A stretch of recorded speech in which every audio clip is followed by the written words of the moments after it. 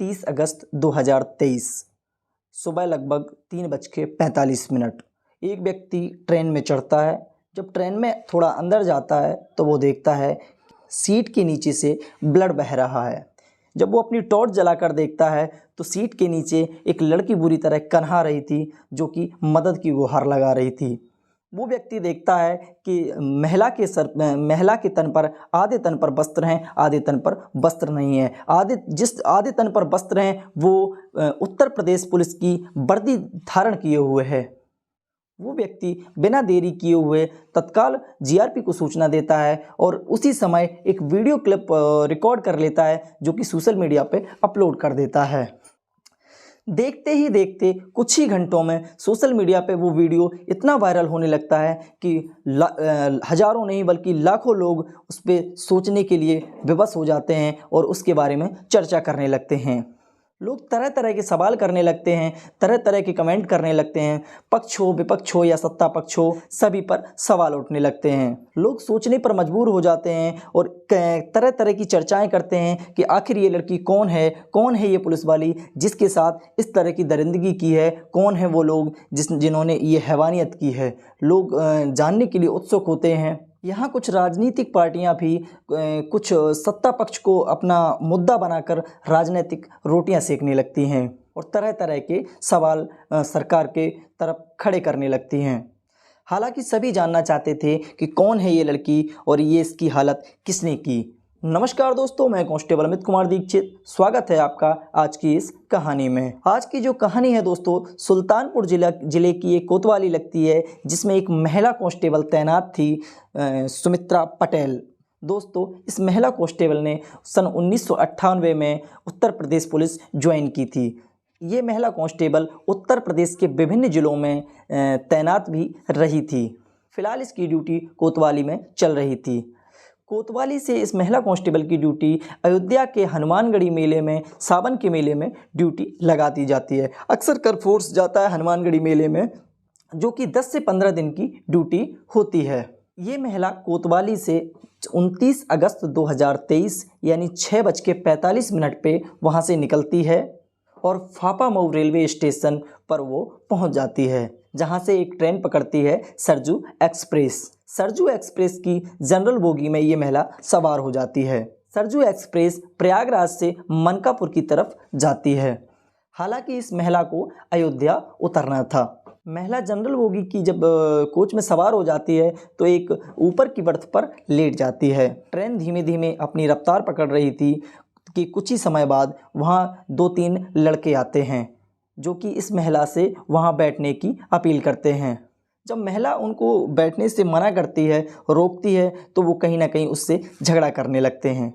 महिला को गुस्सा आता है, वो उनसे उलझ जाती है, उनसे झगड़ा करने लगती है और उन पर हाथ भी उठा देती है। उन लड़कों की संख्या ज़्यादा थी तो लड़कों ने हावी होना चाहा महिला कांस्टेबल पर, लेकिन वहाँ का नज़ारा देख के, वहाँ के लोगों को देख के कहीं ना कहीं वो वहाँ से भाग खड़े होते हैं।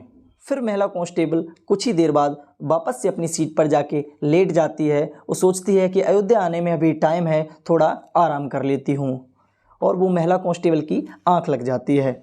जब उस महिला कांस्टेबल की आंख खुलती है तब वो अयोध्या से ट्रेन काफ़ी दूर तक निकल चुकी थी। ट्रेन अपने लास्ट स्टॉपेज पे पहुंचने वाली थी। अब महिला कांस्टेबल जब वहां उतर जाती है और वो देखती है कि यहाँ से कोई साधन नहीं मिलेगा मुझे, रात्रि का समय है, इससे अच्छा है कि जब ये ट्रेन इधर से वापस जाएगी, क्योंकि ट्रेन वहीं से रिटर्न हुआ करती थी, वापस हुआ करती थी, तो लगभग 3:45 पे वो ट्रेन दोबारा वहाँ से बनने वाली थी प्रयागराज के लिए। तो वो महिला कांस्टेबल सोचती है कि ये इसी से निकल जाऊंगी वापस और अयोध्या उतर जाऊंगी। तो वो महिला कांस्टेबल उसी ट्रेन में वापस से जाकर जनरल बोगी में सो जाती है। फिर वहाँ वही लड़के आते हैं जो कि महिला कांस्टेबल से वहाँ कहीं ना कहीं झगड़ा कर रहे थे। वो जब वापस से उसके पास आते हैं तो तेज़ धारदार हथियार लेकर आते हैं और उसके साथ ज़ोर ज़बरदस्ती करने की कोशिश करते हैं और उसके सर पर वार करते हैं, चेहरे पर वार करते हैं और उसको खून से लथपथ कर देते हैं। उसके कपड़े भी खींचते हैं, फाड़ते हैं और उसको अधमरी अवस्था में, वहाँ दर्दनाक अवस्था में छोड़कर चले जाते हैं। ट्रेन का चलने का समय हो रहा था कि तभी वहाँ यात्रीगण आने लगते हैं, ट्रेन में बैठने लगते हैं। तभी एक व्यक्ति उसमें चढ़ता है। जब वो अंदर जाके देखता है तो उसका, जब वो ब्लड देखता है तो वो कहीं ना कहीं घबरा जाता है और अपनी मोबाइल की टॉर्च जलाता है। तब वो देखता है कि एक लड़की दर्द से कराह रही है, चीख रही है और मदद की गुहार कर रही है।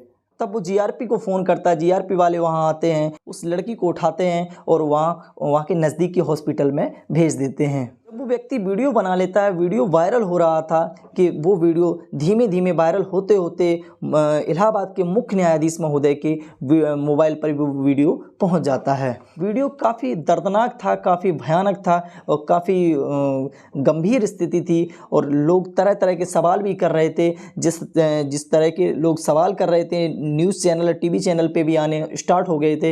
इलाहाबाद के मुख्य न्यायाधीश महोदय तत्काल ही एक मीटिंग गठित करते हैं और रेलवे को एक नोटिस जारी करते हैं और जीआरपी को भी उनकी ड्यूटी को लेकर, कर्तव्य निष्ठा को लेकर सवाल खड़े हो रहे थे, जो उनको भी एक नोटिस जारी करते हैं। क्योंकि ये इस लड़की पे जो हमला हुआ था, इसके साथ जो दरिंदगी हुई थी, कहीं ना कहीं उत्तर प्रदेश की साख का सवाल बन गया था। उत्तर प्रदेश पुलिस की साख का सवाल बन गया था। सरकार को भी इस लपेटे में, विपक्ष की पार्टियां जो थीं इस लपेटे में लेती हैं, इस तरह के कमेंट करती हैं कि जब उत्तर प्रदेश की पुलिस ही सुरक्षित नहीं है तो आम लोगों का क्या होगा। जब उस महिला को नज़दीकी हॉस्पिटल में लेके जाया जाता है, जब उस महिला की नाजुक स्थिति को डॉक्टर साहब देखते हैं तो वो तुरंत कह उठते हैं कि यहाँ इसका इलाज पॉसिबल नहीं है, और फिर उसे डॉक्टर साहब KGMU के ट्रामा सेंटर में रेफ़र कर देते हैं। जाके वहाँ उसे एडमिट कराया जाता है।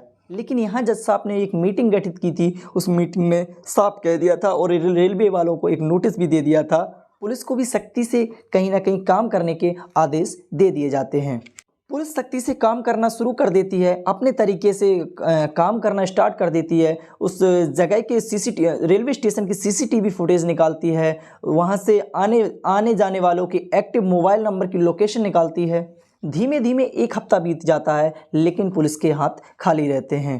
पुलिस CCTV की मदद से फुटेज तो निकालती है, लेकिन 30 से 50 लोगों की फुटेज निकालती है जिन्हें शक के दायरे में पुलिस लेती है। फिलहाल पुलिस के हाथ में कोई पुख्ता सबूत नहीं लग रहा था। पुलिस भी परेशान थी, आखिर करें तो करें क्या। पुलिस की कार्रवाई भी कहीं ना कहीं उस महिला के होश आने तक आगे नहीं बढ़ पा रही थी, क्योंकि कोई सबूत पुख्ता मिल नहीं रहा था। पुलिस आगे कार्रवाई करती तो करती कैसे। हफ्ते 2 हफ्ते बीत जाते हैं, फिर महिला को थोड़ा होश आता है। डॉक्टर साहब जब पुलिस से कहते हैं कि महिला को थोड़ा होश आ गया है, अगर आप चाहें तो उससे बात कर सकते हैं। पुलिस जब महिला से बात करने के लिए जाती है तो महिला की स्थिति ये नहीं थी कि वो कुछ बता सके या कुछ लिख के बता सके, लेकिन महिला कहीं ना कहीं पुलिस को इशारे में समझाती है। 3 लोग थे। पुलिस ने जो CCTV से जो फुटेज निकाले थे, उन फुटेज को उस महिला को दिखाते हुए इशारा करने के लिए कहते हैं कि जिसकी भी फ़ोटो आपको पहचान में आ जाए, जो मुख्य आरोपी हैं, जिनको आप पहचानती हैं, जिन्होंने आप पर हमला किया है, आप उनको पहचानने की कोशिश करिएगा। पुलिस धीमे धीमे फुटेज को एक एक करके स्क्रॉल करती जा रही थी तो महिला इशारा करती हुए कहती है, ये मुख्य आरोपी था। फिर महिला एक और इशारा करती है कि 2 लोग और इसमें शामिल थे।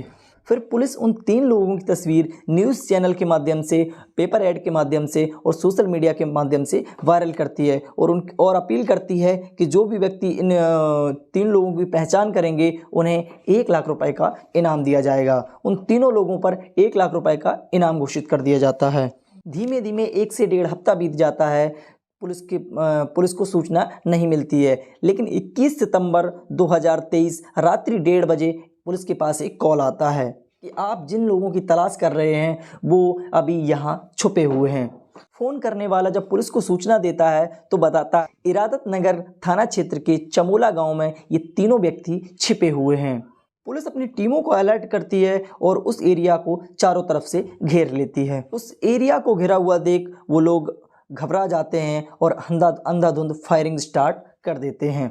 जब वो व्यक्ति पुलिस पर अंधाधुंध फायरिंग स्टार्ट कर देते हैं, फायरिंग करने लगते हैं, तो उनके फायरिंग से 2 कांस्टेबल और 1 दरोगा जी घायल हो जाते हैं। पुलिस भी जब जवाबी में अपनी तरफ से फायरिंग स्टार्ट कर देती है तो उन 2 व्यक्तियों को पुलिस कहीं ना कहीं उनके पैर में गोली मार देती है, उन्हें ढेर कर देती है।